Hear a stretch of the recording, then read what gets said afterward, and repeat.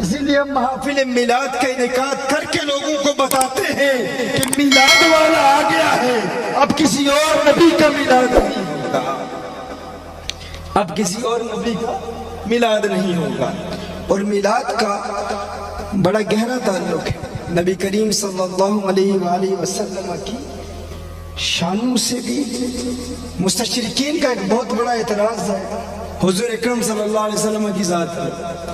وہ کہتے ہیں حضور اکرم صلی اللہ علیہ وسلم اس دنیا سے سیکھے، حضور اس دنیا میں آئے، چونکہ غیر مسلموں سے، اورینٹلسٹ سے، ایتھیسٹ سے جب ہماری بات ہوتی ہے جو قرآن و سنت کو نہیں مانتے، وہ ایک اعتراض کرتے ہیں۔ وہ کہتے ہیں کہ نبی کریم صلی اللہ علیہ وآلہ وسلم کو ہم ایک انتہائی انٹیلیجنٹ انسان مانتے ہیں، اور یہ بھی بہت سارے ایسے لوگ ہیں جو آج کلمہ پڑھ کے کہتے ہیں حضور کو ہم بڑا ذہین انسان مانتے ہیں۔ اس پر بھی میں کلام کروں گا، اور اس پر ختم نبوت کا اس سے کیا تعلق ہے، اس پر بھی انشاءاللہ چند باتیں آپ کے گوش گزار کروں گا۔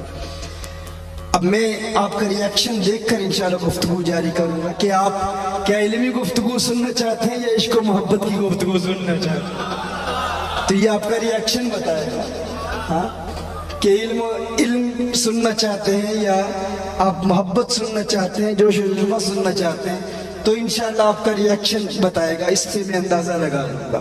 تو میں یہ عرض کر رہا ہوں کہ ایک مستشرقین کا ایک بہت بڑا اعتراض ہے، وہ کہتے ہیں نبی کریم صلی اللہ علیہ وسلم کو ہم مانتے ہیں، ان کو ایک انٹیلیجنٹ پرسنالٹی مانتے ہیں، دنیا میں آئے بہت ذہین انسان تھے، بہت ذہین تھے، اس قدر ذہین تھے کہ بہت کم وقت میں اپنے مشاہدات سے بہت کچھ سیکھ لیا، بہت علوم سیکھ لیے، اور ذاتی تجربات سے اس دنیا سے اتنا کچھ سیکھا کہ مستقبل کی باتوں کو پریڈکٹ کیا، ایسی ایسی پیشنگوئیں کی کہ لوگوں نے دیکھ کر ان کو قبول کر لیا اور نبوت کا دعویٰ کر دیا۔ ہم ان کو انتہائی ذہین شخص تو مانتے ہیں لیکن نبی نہیں مانتے، کیونکہ نبی کریم صلی اللہ علیہ وسلم دنیا میں آئے اور آ کر دنیا سے بہت کچھ سیکھا، اور بہت کم وقت میں سیکھا۔ پھر کچھ لوگوں نے، کچھ کافروں نے، کچھ غیر مسلموں نے نبی کریم صلی اللہ علیہ وآلہ وسلم کو دنیا کا ذہین ترین انسان کہا، لیکن جھوٹا بھی کہا ذہین ترین تھے لیکن نبوت کا دعویٰ یہ جھوٹا ہے۔ جس طرح یہ غلام قادیانی کے لوگ کہتے ہیں، ٹی وی پر آ کر کہتے ہیں، روتے ہیں، نبی کریم صلی اللہ علیہ وآلہ وسلم کی عشق پر حضور کی نعتیں لکھتے ہیں، اور وہ بابا رو رہا ہوتا ہے اور کہہ رہا ہوتا ہے میں عاشق رسول ہوں، میں غلام رسول ہوں، ہم حضور کے ماننے والے ہیں۔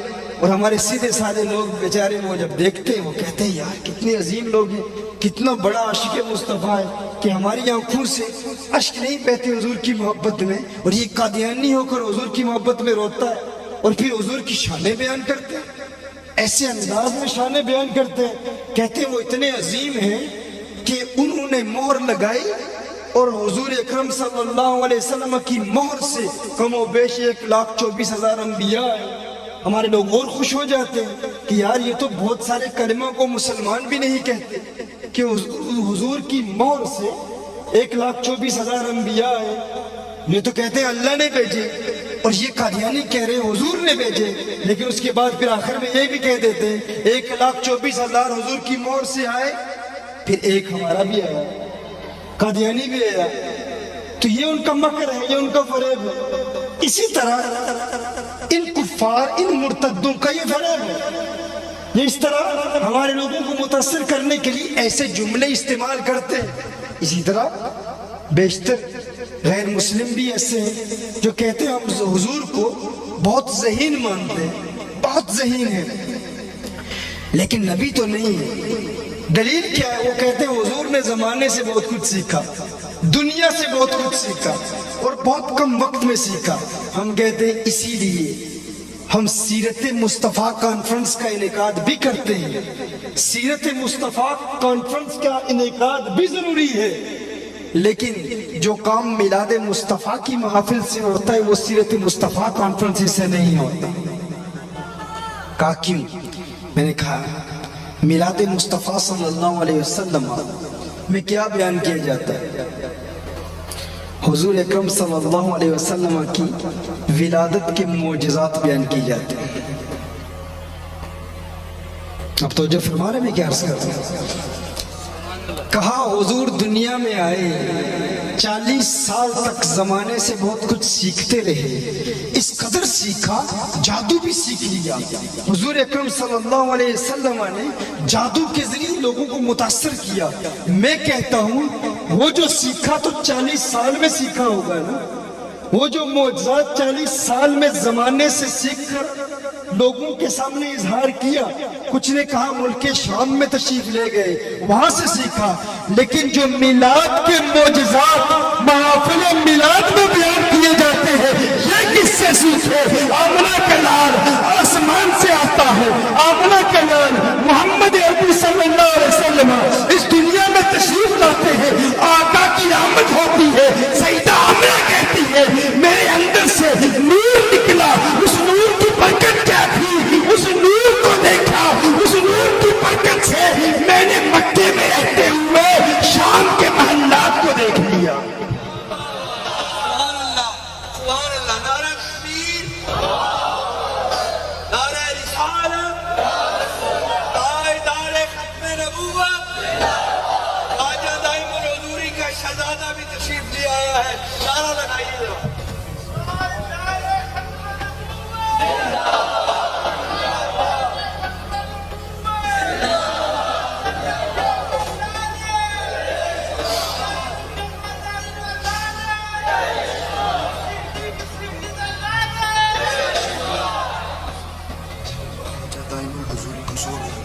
اچھا ارے سبحان اللہ، سبحان اللہ، وعلیکم السلام۔ ٹھیک ہے آپ خیریت سے؟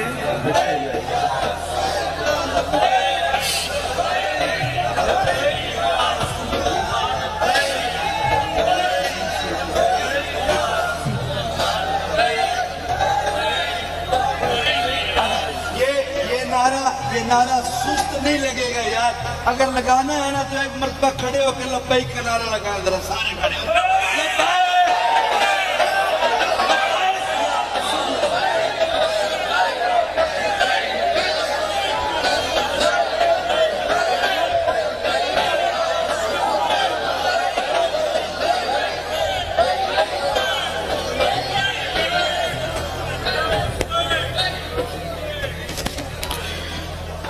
لبیک یا رسول اللہ صلی اللہ علیہ وآلہ وسلم۔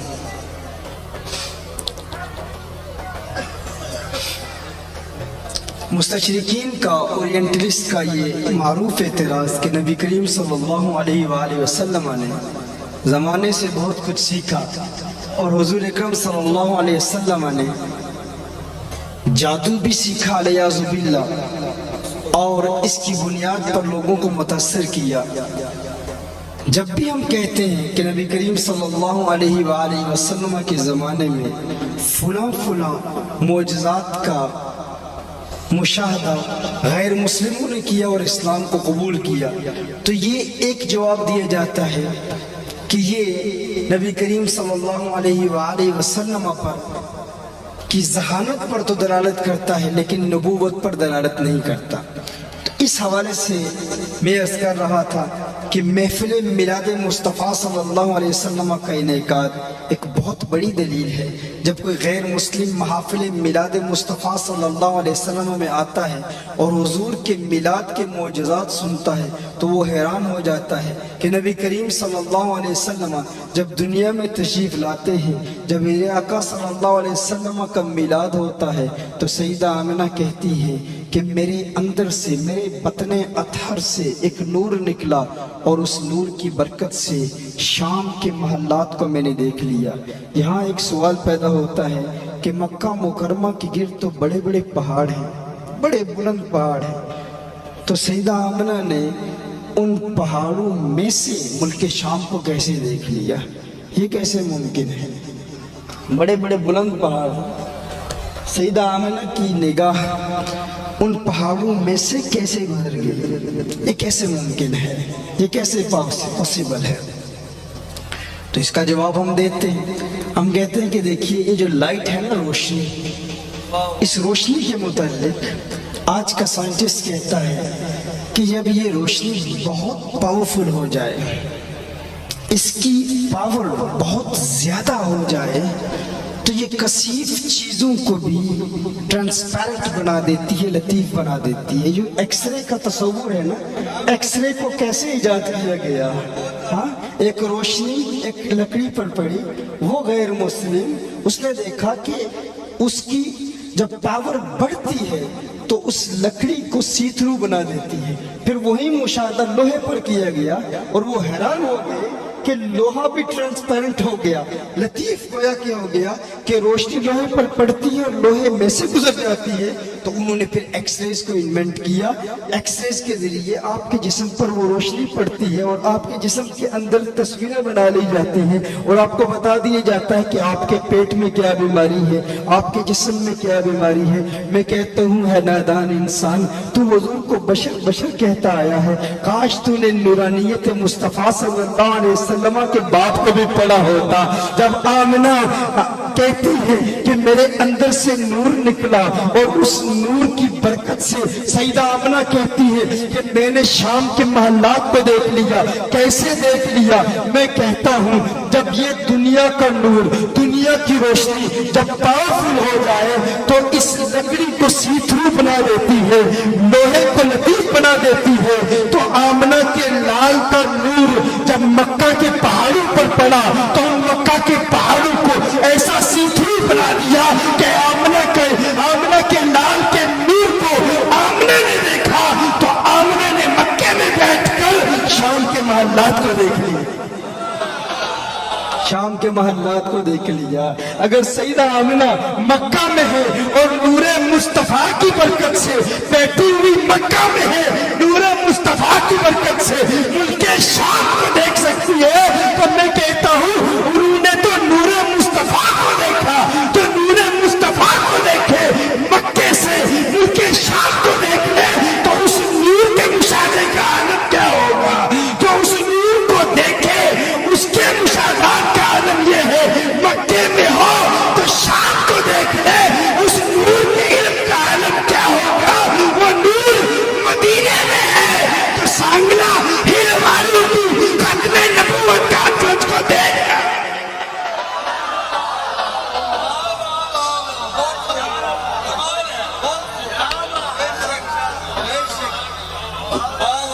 یہ نور مصطفیٰ صلی اللہ علیہ وسلم، جب ہم مستشرقین کو یہ جواب دیتے ہیں تو وہ حیران ہو جاتے ہیں۔ ہم کہتے ہیں تم کہتے ہو حضور نے زمانے سے سیکھا، میں تم سے پوچھنا چاہتا ہوں زمانے سے تو اس وقت سیکھا ہوگا نا جب دنیا میں ظاہری طور پر مقیم رہے، وہ تو دنیا میں آتے ہیں، وہ بھی فوراً کیا ہوتا ہے؟ آسمان سے حوریں آتی ہیں، حوریں جنت سے آتی ہیں، آقا کو مشروب پلاتی ہے، آقا کے سامنے مختلف قسم کے مشروب پیش کی جاتے ہیں اور پھر آقا صلی اللہ علیہ وسلم کو آسمان کی سیر کرائی جاتی ہے۔ ابھی آقا کا میلاد ہوا، ابھی ننھے محمد عربی اس دنیا میں آئے اور میلاد کے بعد فوراً ایک بادل آتا ہے، آقا کو اٹھاتا ہے، آسمانوں کی سیر کراتا ہے، جنات سے تعارف کرایا جاتا ہے، انبیاء سے تعارف کرایا جاتا ہے۔ یہ معجزات کا ظہور آقا سے کیسے ہوا؟ پھر آقا واپس آتے ہیں۔ سیدہ شفا کہتی ہے جب آسمانوں کی سیر کر کے جب جنات سے تعارف ہو گیا، جب انبیاء سے تعارف ہو گیا، آقا واپس آتے ہیں۔ ننھے محمد عربی صلی اللہ علیہ وسلم سبز لباس میں ملبوس ہے، آتے ہی سجدہ کرتے ہیں، آتے ہی سجدہ کرتے ہیں، سجدہ کرتے ہیں اور سجدے میں کچھ پڑھ رہے ہیں، کچھ پڑھ رہے ہیں۔ کہا میں نے کان لگا کر سنا، پڑھ کیا رہے ہیں؟ حضور کی دعا کیا ہے؟ اس ننھے محمد عربی صلی اللہ علیہ وسلم کے لبوں پر کیا دعا ہے؟ ربی حبلی امتی، ربی حبلی امتی، ربی حبلی امتی۔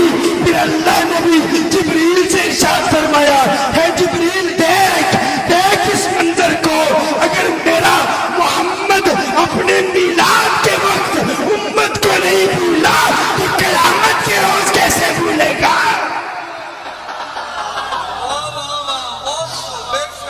میں کہتا ہوں کچھ لوگ کہتے ہیں اچھا ٹھیک ہے میلاد مناتے ہو تو منا لو، لیکن میلاد کی محافل کا انعقاد 12 ربیع الاول کو نہ کیا کرو، جب بھی کرنا چاہو کرو۔ ہم کہتے ہیں ہماری ہر محفل میلاد ہے، ہماری ختم نبوت کانفرنس محفل میلاد ہے، ہمارے ہاں تو جن عرب ممالک میں پڑھا ہوں وہاں تو شادی بھی ہوتی ہے، اس کو بھی میلاد مصطفیٰ کا نام دیا جاتا ہے۔ کہا جاتا ہے کہ شادی کے دن بھی، ولیمے کی محفل میں بھی ہم میلاد مصطفیٰ کا انعقاد کریں گے، لیکن تمہیں 12 ربیع الاول سے کیا تکلیف ہے؟ 12 ربیع الاول سے کیوں ڈرتے ہو؟ 12 ربیع الاول سے کیوں چڑھتے ہو؟ تمہاری لغت میں کہتا ہوں 12 ربیع الاول تمہیں کیوں تکلیف دیتا ہے؟ ارے 12 ربیع الاول سے دشمنی کیوں؟ کیا تم نے اللہ کے کلام کو نہیں سنا؟ فرمایا ہے جبریل دیکھ لے میرا پیارا اپنے میلاد کے دن امت کو نہیں بھولا تو قیامت کے روز کیسے بھولے گا؟ ارے میں بتانا چاہتا ہوں، ارے امتیوں اگر حضور سے محبت ہے، حضور سے عشق ہے تو حضور کی بارگاہ میں آج یہ ارادہ کرو اور آج یہ نیت کر لو، آقا اگر آپ 12 ربیع الاول کو ہمیں نہیں بھولے، آپ نبی ہو کر 12 ربیع الاول کو امتی کو نہیں بھولے تو امتی ہو کر 12 ربیع الاول کو نبی کو کیسے بھولے گا؟ ہم آقا کی میلاد کے ترانے رابطے رہیں گے۔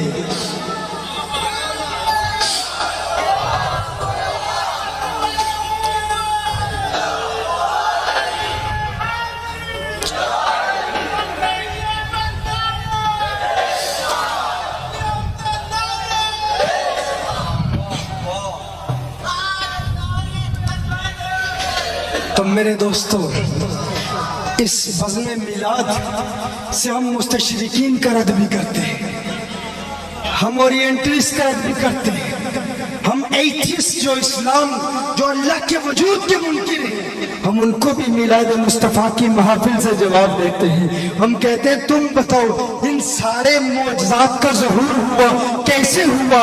آقا کا میلاد ہوا، وقت میلاد جب دنیا سے کچھ سیکھنے کا وقت ہی نہیں ملا، ابھی آئے ہی ہیں، ابھی میلاد ہوا ہی ہے، وہ اتنے معجزات دکھا رہے ہیں۔ اور پھر دیکھو آقا کی صورت کو دیکھو، آقا کی شکل کو دیکھو، آقا کا میلاد ہوا، ختنہ پہلے سے ہو چکا ہے، آقا کا میلاد ہوا، کنگھی پہلے سے ہو چکی ہے، آقا کا میلاد ہوا، سرما پہلے سے ہو چکا ہے، سرما آنکھوں میں ہے، کنگھی پہلے سے قدرتی طور پر ہو چکی ہے۔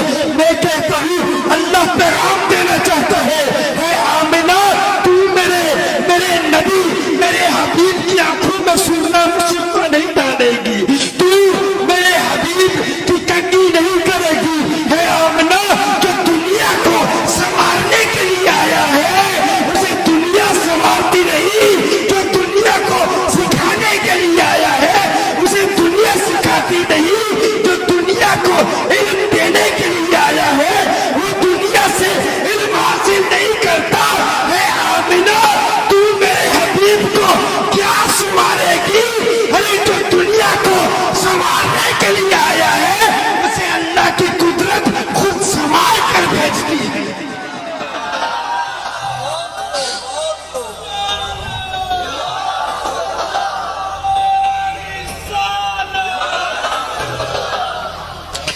جو اللہ کی بارگاہ سے سنور کے آئے ہیں، ہاں اللہ نے سنور کر بھیجا ہے اپنے حبیب کو، وہ سارے علوم عطا فرما کر بھیجا ہے اپنے حبیب کو، اجمالی علوم پھر کلی، جب مکمل قرآن کریم نازل ہو چکا۔ میرے دوستو میں نے کہا میلاد کا بھی تعلق، اور پھر میلاد کی محافل میں جس طرح آج ابھی صرف میلاد کا ذکر ہوا تو عقائد کے کتنے مسائل کی وضاحت ہوگی۔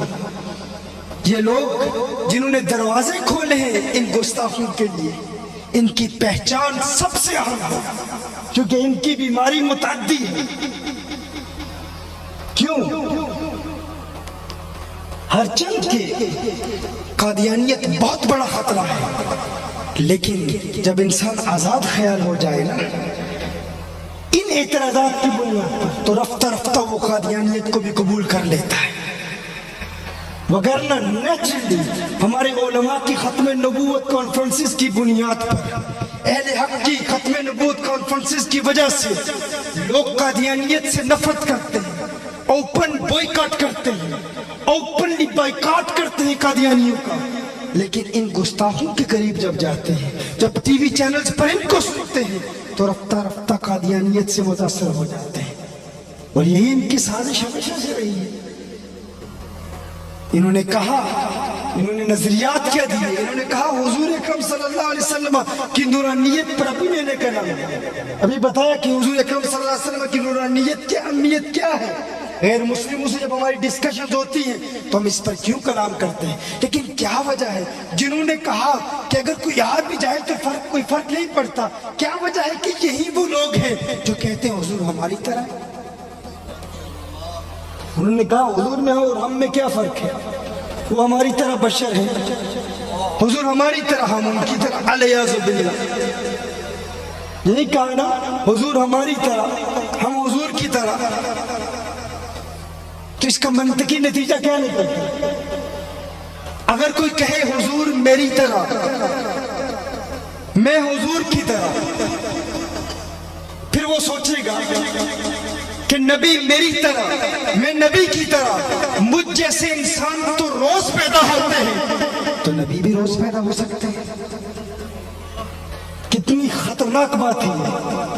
اگر کوئی کہے نبی میری طرح، میں نبی کی طرح، اس کے ذہن میں خیال پیدا ہوگا اگر نبی میری طرح، میں نبی کی طرح، مجھ جیسے انسان تو روز پیدا ہوتے ہیں، تو لاجیکل انالیسس کریں، منطقی نتیجہ نکالیں، تو وہ فوراً قبول کر لے گا نا، وہ میری طرح میں ان کی طرح، مجھ جیسے لوگ تو روز پیدا ہوتے ہیں، تو نبی بھی روز پیدا ہو سکتے ہیں۔ اسی لیے ہم کہتے ہیں کہ نادان انسان پہلے اس عقیدے کی تنقیح کر لے تو اپنے آپ سے پوچھ سوال کر کہ تو نبی کی طرح کیسے ہے، آخر کس اعتبار سے تو حضور اکرم صلی اللہ علیہ وسلم کی طرح ہے۔ اپنی ذات کو دیکھ، اپنی عبادات کو دیکھ، اپنے کلمات کو دیکھ، اپنے انداز زندگی کو دیکھ، آخر کس طرح تو حضور کی طرح ہے۔ تو اپنی عبادات کو دیکھ، اپنے عقائد کو دیکھ، تیرا تو کلمہ بھی حضور کے کلمے کی طرح نہیں ہے۔ تو کلمہ پڑھتا ہے کیسے پڑھتا ہے؟ تو کلمہ پڑھتا ہے لا الہ الا اللہ محمد الرسول اللہ صلی اللہ علیہ وسلم، اللہ کے سوا کوئی عبادت کے لائق نہیں اور محمد اللہ کے رسول ہیں، اور نبی کریم صلی اللہ علیہ وسلم کلمہ پڑھتے ہیں۔ کیسے کلمہ پڑھتے ہیں؟ نبی کریم پڑھتے ہیں لا الہ الا اللہ انا رسول اللہ، تو کہتا ہے اللہ کے سوا کوئی عبادت کے لائق نہیں اور محمد اللہ کے رسول ہیں۔ حضور کلمہ پڑھتے ہیں اللہ کے سوا کوئی عبادت کے لائق نہیں اور میں اللہ کا رسول ہوں۔ تیرا کلمہ حضور کے کلمے کی طرح نہیں، تو حضور کی طرح کیسے ہو سکتا؟ تو اپنی عبادات کو دیکھ، تو اپنی نماز کو دیکھ، تجھ پر 5 نمازیں فرض ہیں، اور حضور کے متعلق فرمایا وَمِنَ اللَّيْلِ تَحَجَّدْ، وَمِنَ اللَّيْلِ، تحجد بھی حضور پر فرض، فتحجد بھی نافلۃ لک، حضور اکرم صلی اللہ علیہ وسلم پر تحجد بھی فرض، تجھ پر 5 نمازیں فرض، حضور پر 6 نمازیں فرض۔ تیری نماز ان کی نماز کی طرح نہیں، تو ان کی طرح کیسے ہو سکتا ہے؟ تو اپنے روزے کو دیکھ لے، تو روزہ رکھتا ہے، سحری بھی ہے، افطار بھی ہے۔ حضور اکرم صلی اللہ علیہ وسلم صوم وصال جب رکھتے ہیں، نہ سحور ہے، نہ افطار ہے، نہ سحری ہے، نہ افطار ہے۔ کچھ صحابہ کرام علیہم رضوان میرے آقا صلی اللہ علیہ وسلم کی نقل کرنے کی کوشش کرتے ہیں، نہ سحری کرتے ہیں، نہ افطاری کرتے ہیں، نحیف ہو جاتے ہیں، کمزور ہو جاتے ہیں۔ میرے آقا پوچھتے ہیں کیا کر رہے ہو؟ یا رسول اللہ صلی اللہ علیہ وسلم صوم وصال رکھ رہے ہیں، آپ کی نقل کر رہے ہیں، بغیر سحری اور افطاری کے روزہ رکھ رہے ہیں۔ حضور نے ارشاد فرمایا ایکم مثلی، کون ہے تم میں میری طرح؟ لست مثلکم، میں تمہاری طرح نہیں ہوں، لست کہیئتکم، میری حیت مختلف ہے، ہے میں تمہاری طرح نہیں، تم میری طرح نہیں۔ میں کہتا ہوں یہ حدیث بخاری اور مسلم کی حدیث ہے، حضور نے صحابہ سے فرمایا ہے صحابہ تم میری طرح نہیں، میں تمہاری طرح نہیں، تم میری نقل کرتے ہو، تم میری طرح کیسے ہو سکتے ہو؟ میں کہتا ہوں میرے نادان بھائی، تو کہتا ہے تو حضور کی طرح، حضور تیری طرح، تو روزہ رکھتا ہے، سحری بھی ہے، افطار بھی ہے، حضور صوم وصال رکھتے ہیں، نہ سحری ہے نہ افطار ہے، میرے آقا کا روزہ تیرے روزے کی طرح نہیں، تو حضور کی طرح کیسے ہو سکتا ہے؟ تو آگے بڑھتا چلا جا، تو اپنی زکوٰۃ کو دیکھ لے، زکوٰۃ تو دیتا ہے نا، اگر تجھ پر زکوٰۃ فرض ہو جائے، مالک نصاب بن جائے تو تو زکوٰۃ دیتا ہے، میرے آقا زکوٰۃ دیتے، حضور پر زکوٰۃ فرض ہی نہیں۔ تیرے ارکان اسلام 5 ہیں، حضور کے ارکان اسلام 4 ہیں۔ ہاں حضور اکرم صلی اللہ علیہ وسلم پر زکوٰۃ فرض ہی نہیں ہے۔ آپ جاننا چاہتے ہیں حضور پر زکوٰۃ فرض کیوں نہیں ہے؟ حضور پر زکوٰۃ فرض کیوں نہیں ہے پتہ ہے؟ ہاں زکوٰۃ فرض اس لیے نہیں ہے کیونکہ ایک قاعدہ ہے، علماء بیٹھے ہیں، علماء دین بیٹھے ہیں، ایک فقہ کا قانون ہے، الولد وما فی یدہ کان لأبیہ، الولد وما فی یدہ کان لأبیہ۔ ایک بیٹا اور بیٹی کی تمام جائیداد در حقیقت اس کے باپ کی ہوتی ہے۔ یہ بیٹے یاد رکھیں، اولاد کے لیے یہ سبق حاصل کرنا بہت اہم ہے۔ آج لوگ کہتے ہیں مصیبتیں آتی ہیں ٹلتی نہیں، کیا وجہ ہے؟ یہ نوجوانوں کے لیے اور بزرگوں کے لیے بھی بہت اہم پیغام، بالخصوص والدین کے لیے۔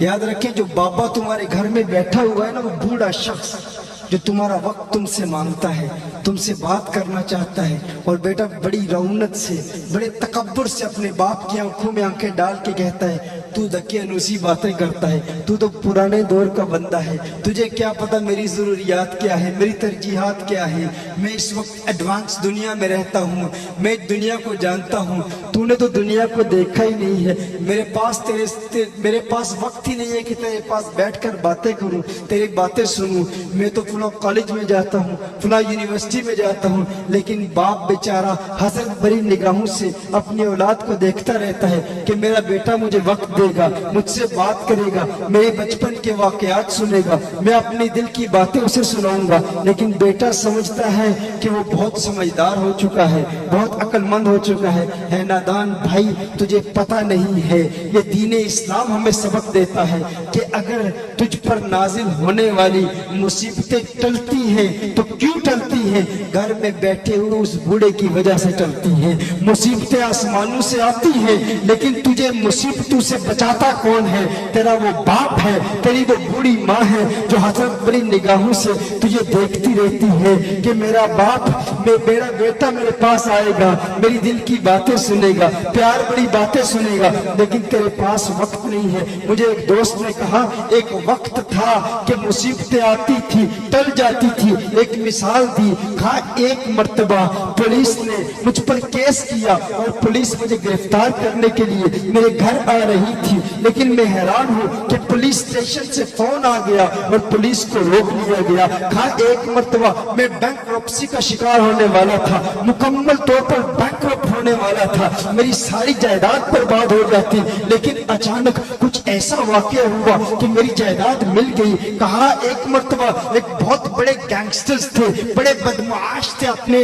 علاقے کے، ان سے میرا جھگڑا ہوا، وہ مجھے قتل کر دیتے، لیکن اللہ کی قدرت کا ایسا ظہور ہوا کہ میں بچ گیا۔ کہا لیکن ایسا ہوتا تھا ماضی میں، مصیبتیں آتی تھی ٹل جاتی تھی، لیکن اب بات سمجھ نہیں آتی، اب مصیبتیں آتی ہیں ٹلنے کا نام نہیں لیتی، جو مصیبت آتی ہے اس کے بعد اس سے بھی بڑی، اس کے بعد اس سے بھی بڑی۔ میں نے پوچھا بتا یہ کس دور کا واقعہ ہے جب مصیبتیں آتی ہیں ٹل جاتی تھی، جب مصیبتیں آتی تھی دور ہو جاتی تھی، کس دور کا واقعہ ہے؟ اس نے مجھے وقت بتایا۔ میں نے اس سے پوچھا تیرے ماں باپ کا انتقال کب ہوا؟